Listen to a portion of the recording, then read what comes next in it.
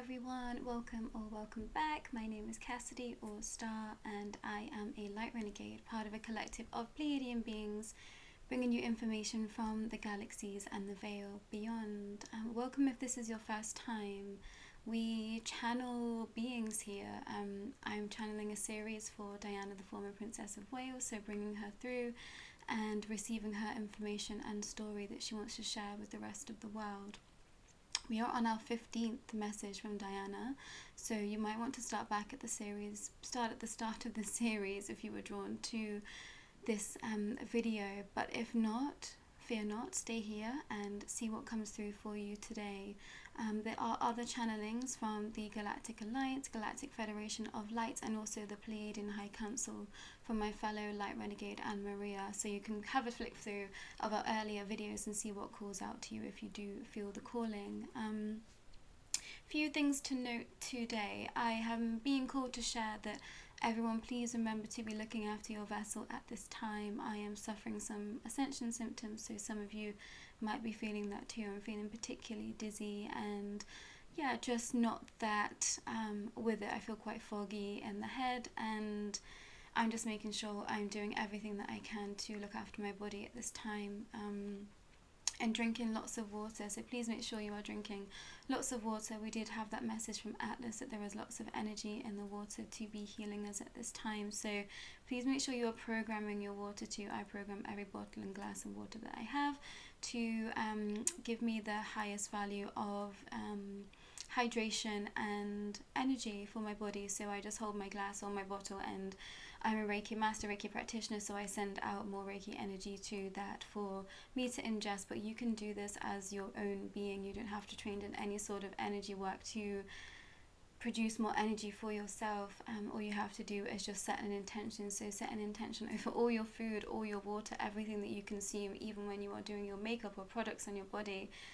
Do it with love, do it for the highest light of yourself, and you will feel the benefits. I've had a slow day today. I'm terrible at saying the date, so today is the 14th of February. So I guess National Love Day, and for the past few days I've realized that my heart chakra was really just closing down, and I realized I said this in yesterday's message. There is going to be a little bit of a delay. I'm having issues with the internet at the moment. But I was just kind of shrinking into me, and I think it was kind of just coming to the acknowledgement of exactly where I am right now and everything that is happening, and I just felt myself shutting down. So I've been feeling really called to make sure that I am opening my heart chakra. So I went to a yoga practice this morning to specifically help with that, and I had a really beautiful practice. And then for the rest of the day I've kind of just had a really slow integration day, kind of just feeling in the energy of all this love that we're all sending out to each other at this time. And you know, I'm not here for the commercial Valentine's Day, but I think that we can all benefit from everyone just sending out love for themselves, for other people at this time. So I've been really sinking into that energy. I've also been guided today to do a little bit more of a deep dive into kind of the ET realms and where we are right now, and a documentary on kind of what we think is going to be happening in the next few months. So that was really eye-opening for me, and this kind of idea that the military are staging UFO attacks, and that could possibly lead to, you know, another level of mass fear around ET connection, which is obviously at the benefit of those higher powers that be. So it's another layer to add to this massive network of just craziness that is happening and being disclosed at this time. So yeah, a little bit deeper, but also sitting in my own energy and trying to enjoy the energy of the love that was around today. I've been feeling a lot more denser energies around me. I said bad energies in yesterday's video. I don't think, you know, any energy is necessarily bad. It's just of a different nature. So I want to extract that and kind of say deeper energy, more negative in nature, but not bad, you know, as we're working through all these things. We have beings coming through for redemption, like the Anunnaki, which I've channeled, which will have been posted by the time this video is out there for you all, so you might want to go and check out that video if that feels calling to you. So I felt a lot more dense energy around me. I kind of feeling my team sort of coming in to protect me, but also I'm being pushed to really just send my light out to anything that comes my way that feels negative at this time. I think that it's starting to come in to try and shut me down, to scare me, and all of those things. So I'm really having to make sure I am opening my heart chakra and making sure that I'm sending love out to everything, because love is your highest protection that exists. So if you're feeling those energies too, just make sure you are opening your heart and sending love out to that being and light to that, because as soon as you disperse light, you know, it kind of has nowhere to go. What else? I've been receiving some visions lately of family members. That happened today for the first time, and I thought, oh, this is another scare tactic. And yeah, just quite gruesome images of some family members of mine. So I was like, okay, this is the kind of level that I'm going to be having to deal with. Diana kind of came through with a little bit of a pep talk for myself personally to, I guess, kind of warn me about what's to potentially come, and knowing that I'm going to come up against, you know, perhaps some more negative energies as this process goes on. I'm not told what's going to happen. I'm not told which direction this is all going to go. I kind of know as much as you at the moment.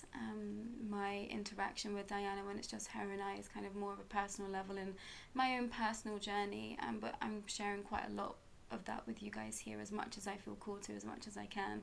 I kind of want to be total transparency here. So if anything ever comes through my own personal journey that I feel is worth noting here, I most definitely will. But today is a lengthy message, setting the scene kind of a bit more into where Diana was, how she was feeling, a bit more information on what she discovered. So please bear with me. I think this is now our longest message that we've ever gotten from her. But yeah, next part of the chapter, and this is called "It Was My Time." I'm just going to let her come through as well. Just bear with me.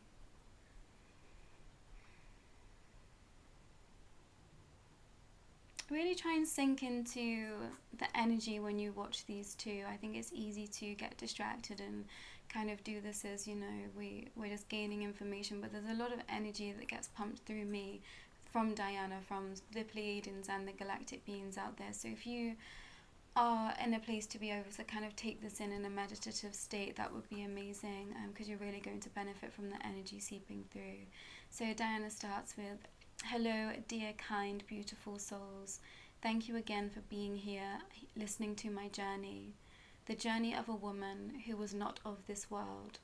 In my heart, I always knew I was built for great things, but I had no idea just how far and wide my love would reach the world. I'm forever grateful for the experience. I feel so lucky to have been Diana despite the pain. The love that I felt for so many of this world, so many children whose hearts I held in mine, that made it all worthwhile. I believe in my heart, if I could just keep loving and sending out my light, I could stop it in some way, and that's exactly what I did. I saved my own children to some extent, at least." She says to continue, "I questioned both William and Harry about the men they'd seen in the black gowns in their room." So if this isn't making any sense to you, you might want to go back and skip to the previous message before this. Diana mentions that she spoke to Harry, and he mentioned that he was seeing men dressed in black gowns in his room, but he thought he was dreaming. I asked them why they had never mentioned it before now, and they told me that they had asked their father, who told them they must have been dreaming.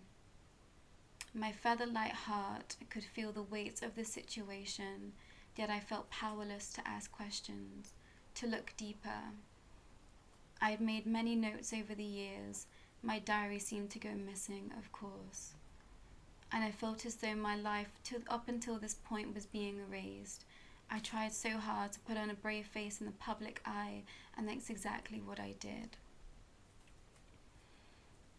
I knew in my heart, if I let this consume me, I wouldn't keep going, and I had to for my children. It was my love for them that truly helped me dig myself out of the darkness. It felt like a weighted blanket, a blanket that I was being smothered with, but at the same time I wanted to just be taken, to drift away and to forget everything. I think the body goes into shock when you realize something so evil and horrifying, you don't know what to do with it. You just want to make it go away, wish that you didn't know the truth. I mentioned that I prayed for strength. I prayed for understanding and help with my life, and that's exactly what I got. The voice got louder. Jesus' voice rang clear to me as I began to pick up strength. I knew that something was wrong within my home. It had to be that. I was careful about what I ate and drank. I didn't mention to Charles that I knew about the cakes and the sweets. It wouldn't have made any difference then. It was safer to play dumb for now and keep an even closer eye on my children. I would sneak to check in on them at night. The voice would always alert me to movement in the house that wasn't my own. So I would make noise so that staff and whoever else was skulking around in my rooms would know that I was awake too. It started small, it had to. I didn't have a clear plan, but I knew the voice would help me. I knew that I would be putting an end to at least whatever was happening inside my own home. I couldn't bear to think about Buckingham Palace. No wonder I felt so wretched there. I thought to myself, this place was riddled with death and sadness. I don't think my mind could quite understand all that had happened. The craving blood and meat, the men in my children's rooms, the many visitors that I felt were so wrong in the pit of my stomach. I couldn't fully understand it all. I just had to trust that I was onto something. The voice was telling me so too. I believed in the light of Jesus and the light inside my own heart. I knew I deserved happiness, as did my children. Their safety was the most important thing to me. One day I was wandering the halls of my home. We have a library. I would just coast the books and feel their edges, never daring to give myself time to read in those years. The children were still so young and they took up most of my time. But one day I came across a book. It stuck out to me as being odd. My eyes immediately went to this one book. I'd never seen it before. Its edges were black with no writing. You would miss it if you didn't have a keen eye. I felt a nudge from the voice. Go on, open it. That's where I made my first discovery of evidence that was outside of my own self and mind. The book was full of inked words, scribbled words, and signs that I did not recognize. Signs that I did not recognize. Some of the pages were bound with cloth, fabric that looked deeply soaked in blood. Sketchings of babies, children, goats, and symbols that I knew were connected to what I would have called Lucifer at the time. My body ran cold. I couldn't understand what this was doing in my home. Then I saw the flashes of images of Charles dressed in a black gown and cloak, of him kneeling beside children, smelling them, licking them, and kissing them. I wanted to make it stop. The voice came in again and said, Diana, you must face the truth. Face the truth of what is happening in your own home. Your children's lives depend on it.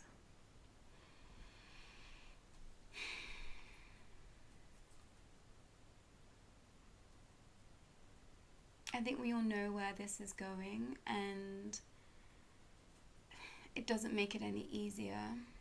I think that it's important to be kind to self when you receive the messages like this. I'm trying my best to send out as much love from my own being and send out the healing essences from the Pleiadians and all the galactic beings as I channel these. But I know that this is going to be very disturbing for some of you. It's going to be very alarming. It's going to be very shocking. And I think this is only the beginning. I had a very heavy feeling at the start of this week, and last week I was working through some pretty tricky energy of my own, but I think that was also to kind of prep me for the level of depth that these messages were going to be going into and the nature of these messages. Again, I'm not feeling called to kind of probe Diana in this. We had a little bit of a conversation before I started, and I was asking how she was today, and she said that she was feeling lighter. She said that she was feeling lighter as it was Valentine's Day, but that also this was really difficult for her to be relaying this message. She felt very strongly that I feel like she has some guilt there. I think that there's definitely a feeling of, you know, she wished her life was longer, of course, and I think that really comes through when I'm channeling her, and I can feel the deep sadness that she has, that just even this is even happening, and what was happening at that time in her own home. I think she feels slightly embarrassed by that, and also I think the level of powerlessness she felt at the time is something that she does feel ashamed by slightly. So,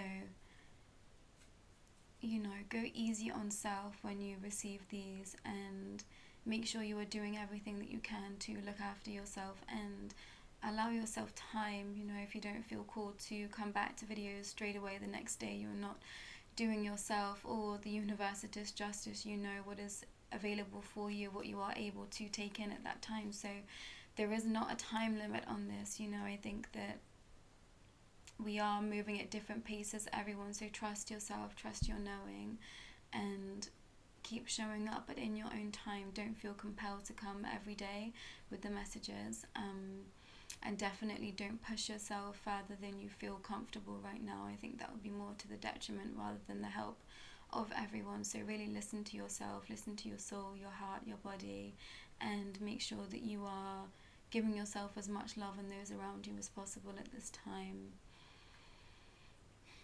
It's really tricky energy at the time, everyone. We're really coming to the head-to-head point, I think. I'm really feeling the energy really ramp up, at least where I am. So make sure you're doing everything you can to really center yourself and really calm yourself.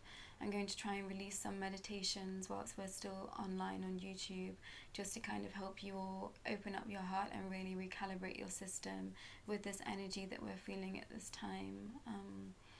But I think it's just really important to make sure you are doing what feels right for you at this time, and if you need to conserve energy, do.